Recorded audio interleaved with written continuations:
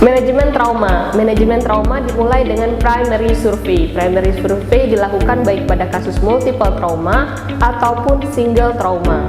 Tujuan utama dari primary survey adalah identifikasi hal-hal yang dapat mengancam kehidupan. Kemudian kita akan melakukan stabilisasi segera. Primary survey itu dilakukan secara simultan berupa asesmen dan penata laksanaan. Primary survey terdiri dari airway, breathing, circulation, disability, dan exposure.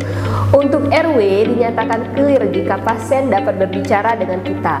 Jika pasien tidak dapat berbicara dengan kita, maka pastikan apakah pasien tidak sadar dengan GCS kurang dari 8. Kemudian perlu diperhatikan apakah terdapat emergency airway. Hal yang diperhatikan adalah di daerah wajah dan leher, apakah terdapat edema, perdarahan, atau krepitasi. Kemudian dilakukan imobilisasi pada C-spine karena di C3, cedera di C3 dan C5 dapat mempengaruhi pernapasan. Lakukan C-spine control. Kemudian ada hal lain yang perlu kita perhatikan. Pada kasus thermal injury juga dapat menyebabkan edema di airway. Oleh sebab itu, maka harus kita pastikan apakah airway-nya aman atau tidak pada kasus-kasus thermal injury.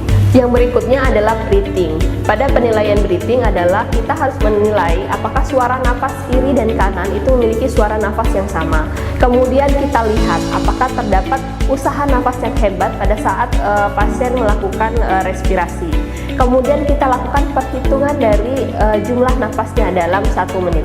Kemudian kita monitor saturasi dengan oksigen saturasi. Diharapkan saturasinya harus di atas 95%. Yang berikutnya adalah sirkulasi. Sirkulasi kita melakukan penilaian dengan melihat warna, kemudian capillary fill time, apakah terdapat external bleeding atau tidak. Kemudian kita lakukan perabaan pada arteri karotis, arteri femoralis, arteri radialis untuk menilai jumlah frekuensi dari nadi pada pasien tersebut. Dalam proses monitoring kita akan menilai dengan frekuensi nadi dan tekanan darah.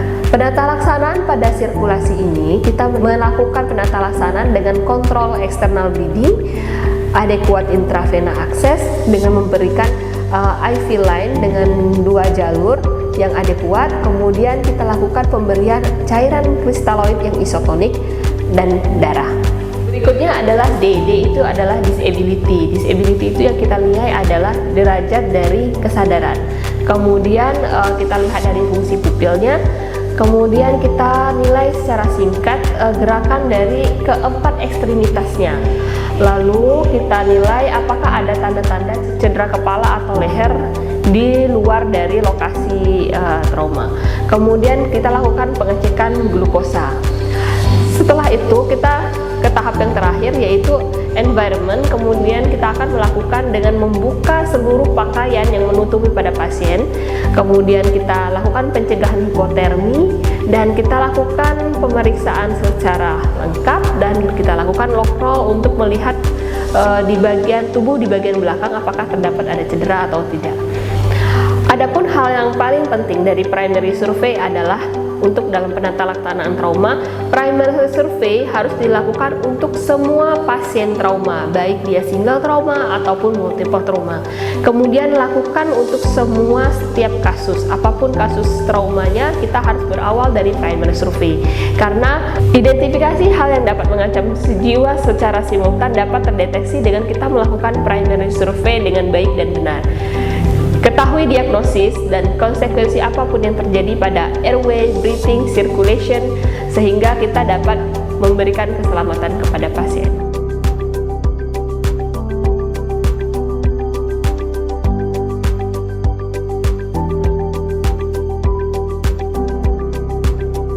Lapor dokter, terdapat pasien laki-laki umur 21 tahun dengan terlibat dalam kecelakaan motor, tidak menggunakan helm, dengan trauma kepala dan fraktur femur terbuka. Saat ini responnya minimal dan tanda-tanda vitalnya dalam keadaan tidak stabil dengan tekanan darah 80/60 mm raksa, nadinya 140 kali per menit dan frekuensi napasnya 40 kali per menit. Saat ini pasien menggunakan oksigen dan menggunakan collar neck. Oh, baik, kita kerjakan. Baik. Pak, bangun. Bisa buka matanya, Pak. Bapak siapa namanya?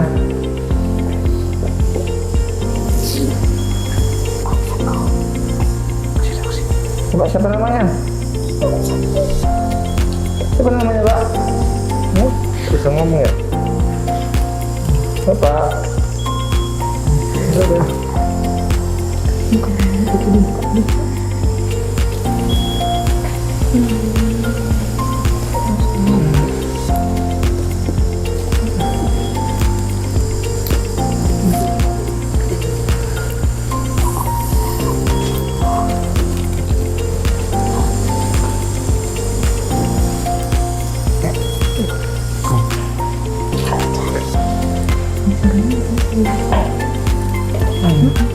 Operasinya ya.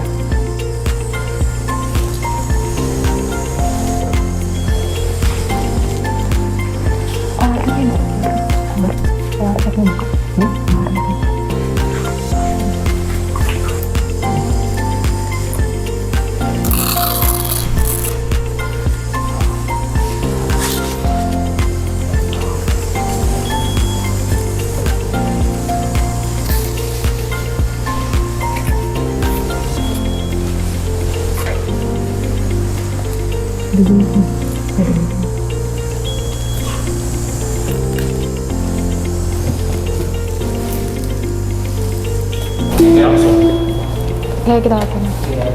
Apa RJP ya?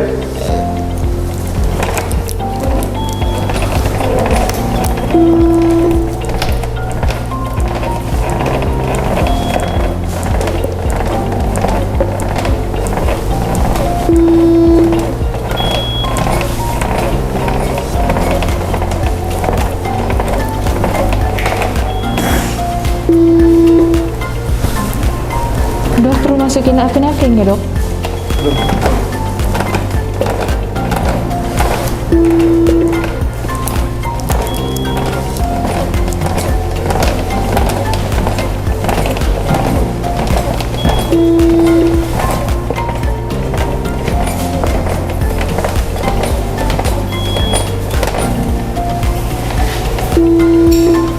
Dok, ini darahnya masih keluar, Dok.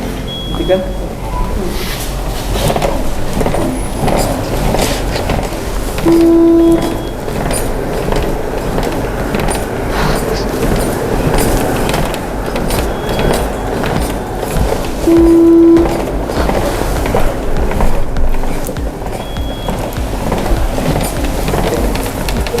Perlu kita masukin epinefrin, Dok?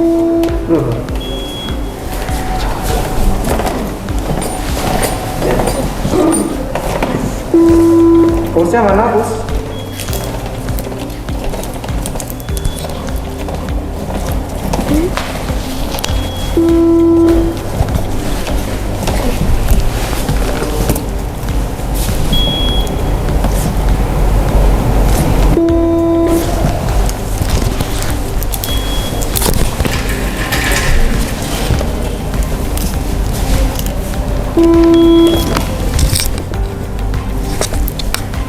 Dok, nadinya sudah tidak diraba, dokter. Sepertinya sudah 2 siklus dan RJP tidak berhasil, dokter.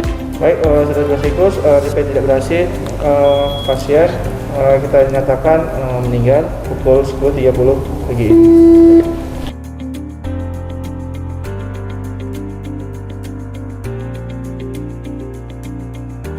Lapor dokter, terdapat pasien laki-laki usia 21 tahun terlibat dalam kecelakaan motor, tidak menggunakan helm. Saat ini pasien mengalami trauma kepala dan ada fraktur femur terbuka, dan saat ini responnya minimal. Tanda-tanda vitalnya tidak stabil dengan tekanan darah 80/40 mm raksa, nadinya 140 kali per menit, dan frekuensi napasnya 40 kali per menit. Pasien saat ini terpasang oksigen dan Colarnex, dan 5 menit lagi akan sampai ke rumah sakit. Apakah terpasang akhirnya? Belum, dokter. Sepertinya pasiennya ada masalah pada pernafasannya, sudah airway-nya. Maka kita akan siapkan alat-alat untuk airway terlebih dahulu, seperti intubasi kita siapkan. Dan juga kemungkinan pasien ini mengalami trauma cedera kepala yang cukup berat, dan juga kemungkinan pada frakturnya kan. Maka dari itu kita perlu persiapan yang baik serta untuk proteksi diri masing-masing. Baik, dokter. Baik.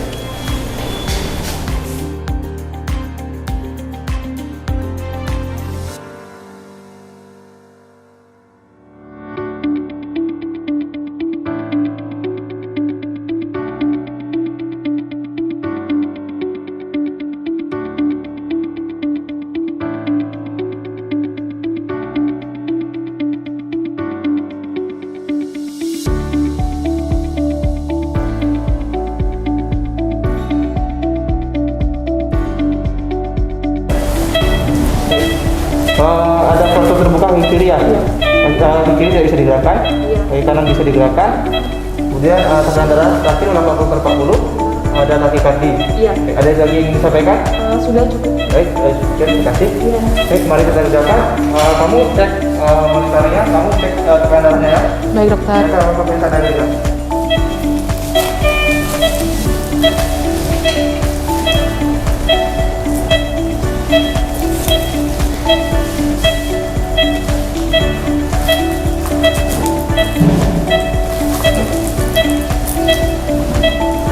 Tekanan darah masih 80/40. Sini tidak ada pernapasan, mari baik kita coba tindakan pasien kita coba intubasi ya. Baik. Alat intubasi sudah siap? Siap. Baik, kita mulai.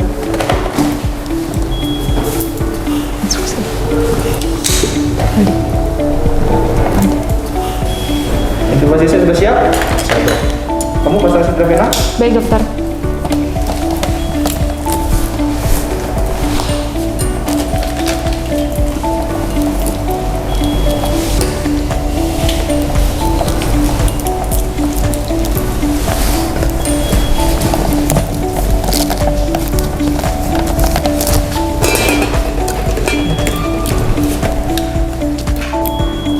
Dengarkan suara nafasnya?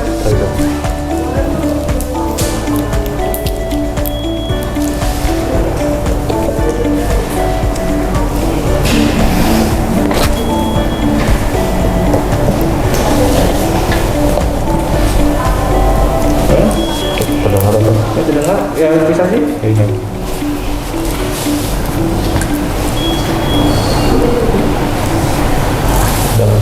Baik, kami sudah clear perawasan. Baik, bagaimana monitoring? Untuk tekanan darah saat ini 80/60 sudah terpasang akses intravena dengan cairan 2 liter. Baik, kita lakukan kontrol perdarahannya. Kontrol perdarahan. Baik, selanjutnya kita cek ICS-nya. Pak, kamu kapan ini? Nanti saya. Pak, Bapak, Pak, saya berikan sendiri.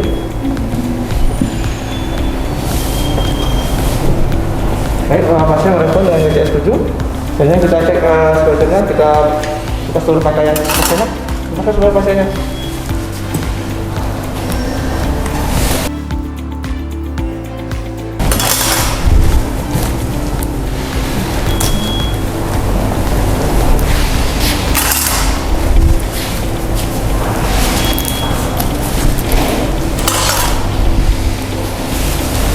Baik, abis clear kita lakukan pecahan sirkulasinya. Kita perdarahan sudah terkontrol, sudah terpasang jalur intravena juga. Kita cek ICS-nya. Bapak, Pak, nyeri. Baik, pasien dapatkan ICS-nya 7.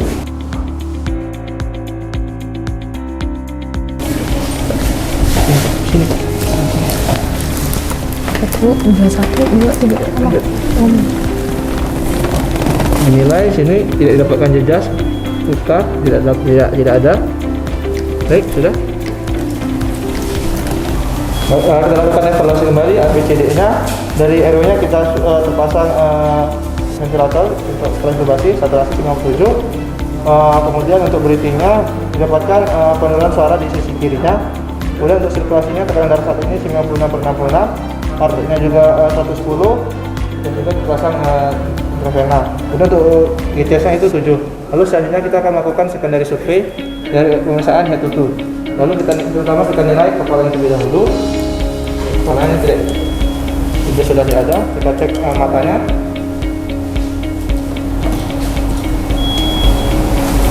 Baik, setelah itu kita cek juga dari hidungnya, maupun perdarahan, mulutnya, telinganya.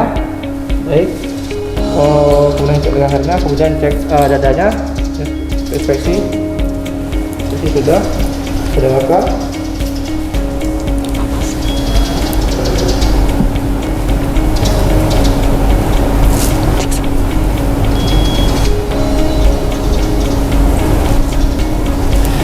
Didapatkan penurunan suara pada detek kirinya, curiga pneumotoraks. Kita konsultasikan untuk melakukan pemasangan sestum. Lalu setelah itu kita cek abdomennya dari perutnya, inspeksi. Dia ada jejas, lokasi, super.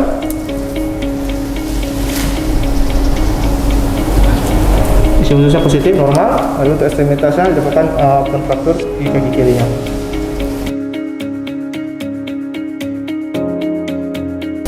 Oke, selanjutnya kita lakukan secondary survey, cek head tentunya. Kita cek lebih dahulu.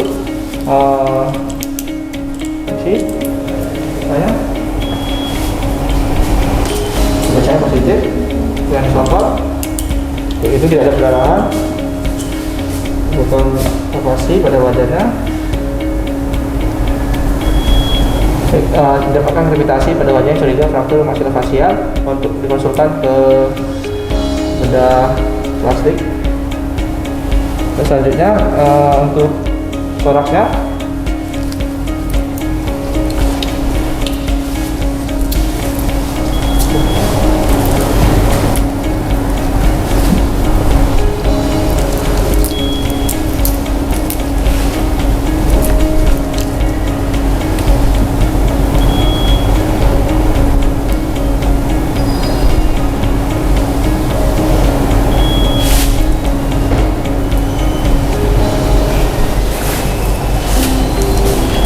terdapat penurunan suara auskultasi pada bedah kirinya, curiga pneumotoras.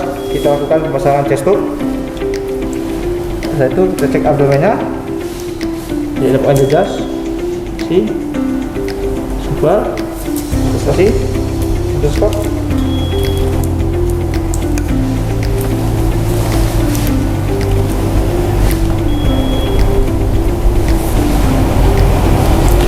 Isi ususnya positif, normal. Ekstremitasnya untuk ekstremitas atas tidak ada jejas, tidak ada gravitasi. Untuk ekstremitas bawahnya ini didapatkan kontraktur di kaki kirinya.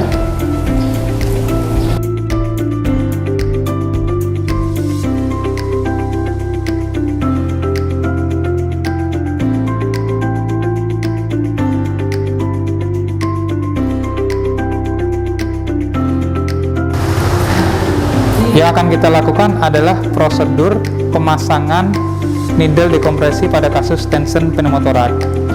Pada kasus tension pneumotorak, yang pertama kita harus tentukan garis antara yang berpotongan antara ICS2 dan garis tengah dari mid clavicula.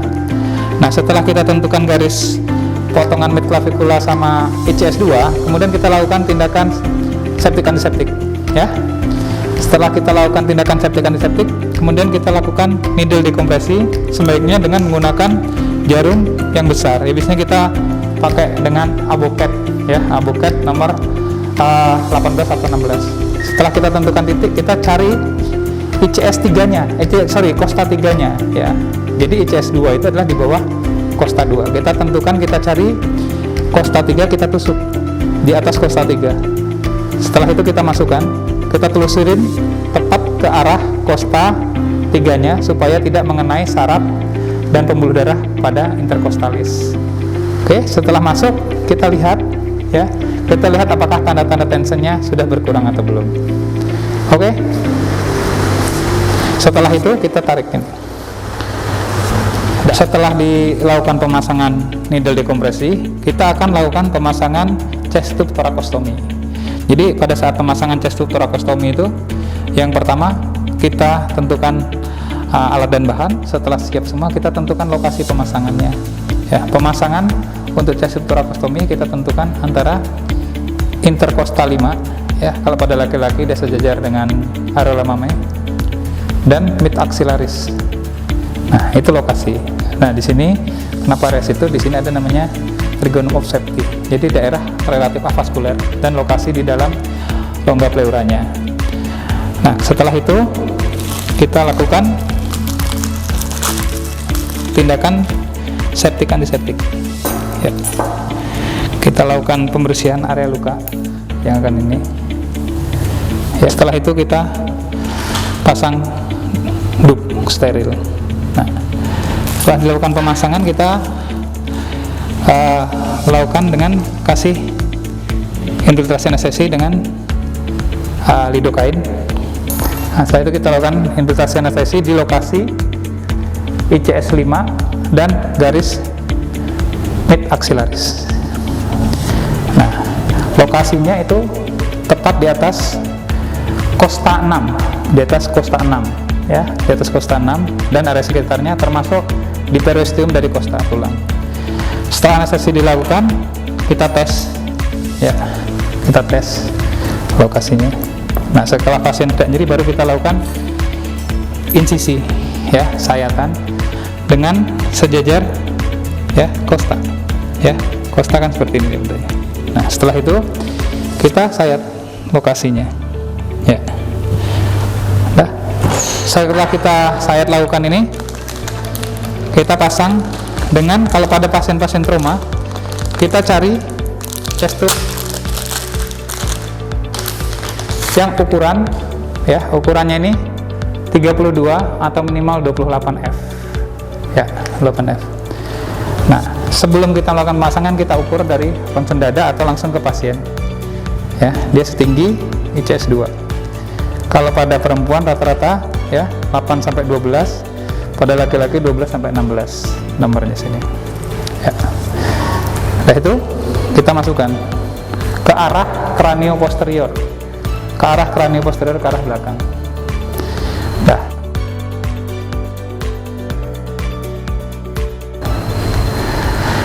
setelah dilakukan pemasangan itu kita lakukan fiksasi ya, fiksasi, nanti fiksasinya dengan menggunakan benang ya, benang dengan matras, dilakukan namanya matras horizontal ya, matras horizontal. Setelah itu dialirkan ya, dialirkan ke arah botol WSD ya, di arah botol WSD. Nah, kemudian kita nilai undulasi yang pertama, yang kedua kita nilai produksi cairan yang pertama keluar itu berapa banyak ya. Apabila yang keluar itu lebih dari 1500, itu masuk dalam masif hematotorak. Nah, setelah selesai ya, kita fiksasi ya, kita fiksasi dan kemudian pasien kita observasi sementara, kita lihat tensi, nadi dan pernapasan apakah responnya membaik atau tidak.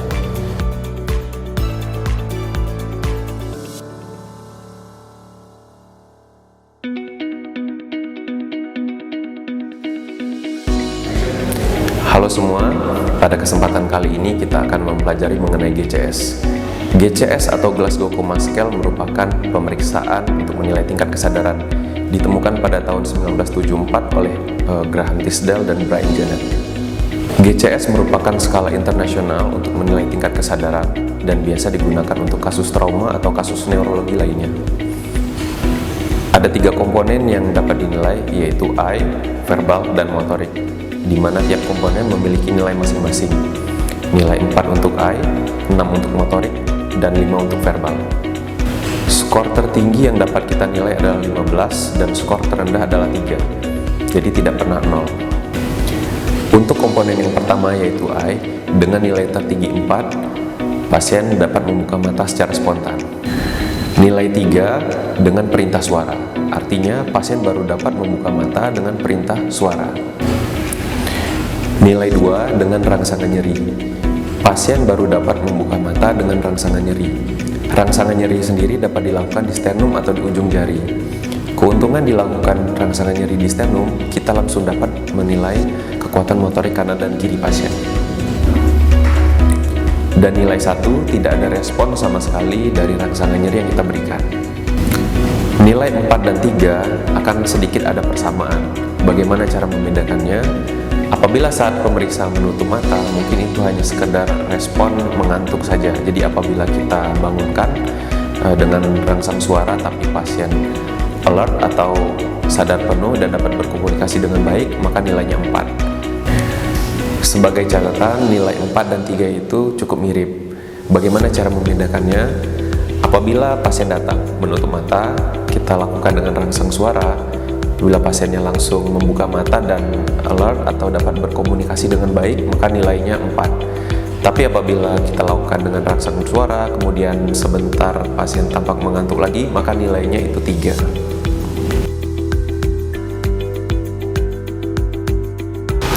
Untuk pemeriksaan GCS komponen eye dengan nilai tertinggi 4, pada saat pemeriksa datang, pasien sudah dalam kondisi membuka mata, maka nilainya adalah 4. Dan untuk nilai 3, apabila pemeriksa datang, pasien dalam kondisi menutup mata, kita lakukan rangsangan perintah suara, pasien dapat membuka mata. Contohnya, Pak, buka matanya.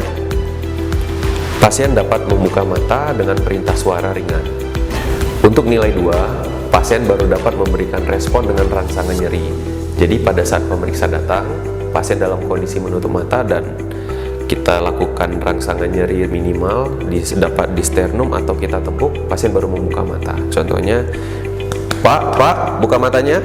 Buka matanya.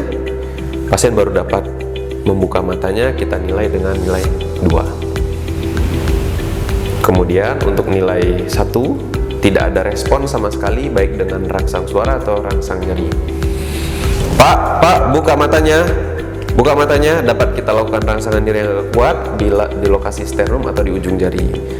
Coba buka matanya. Kita langsung rangsangan nyeri pada ujung jari, juga tidak ada respon, maka nilainya 1 atau tidak ada respon. Untuk pemeriksaan komponen motorik, nilai tertinggi yang dapat ditemui adalah 6, yaitu pasien dapat mengikuti perintah pemeriksa, seperti mengangkat tangan atau menunjukkan dari jari-jari pasien. Pak, bisa angkat tangannya? Coba tunjukkan jempol dan jari kelingking. Oke, sip.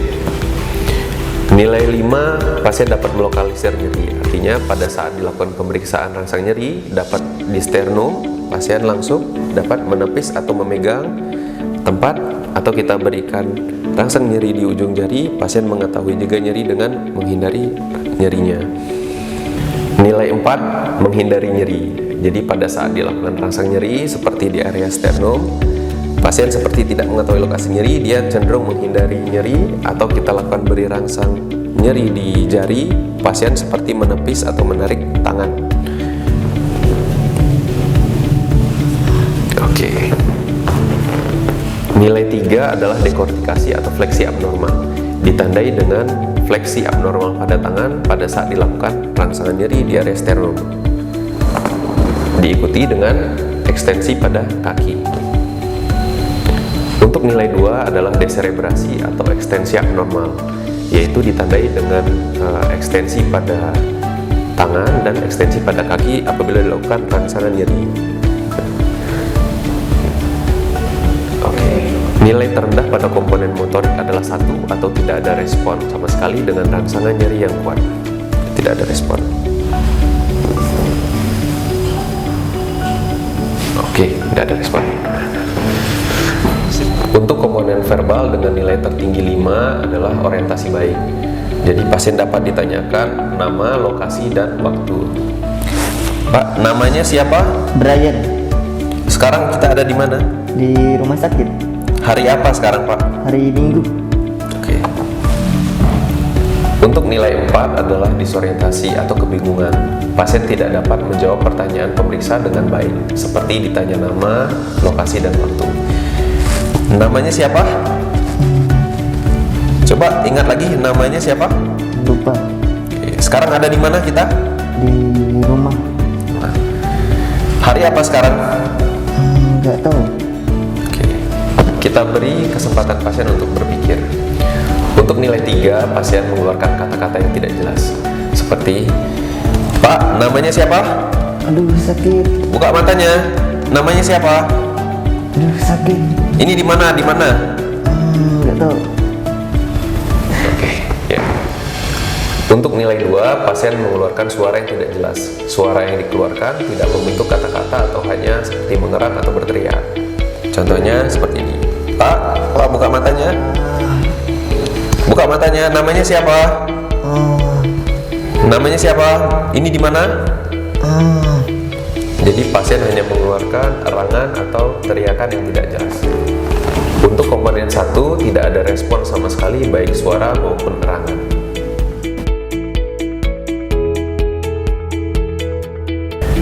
Pak, buka matanya.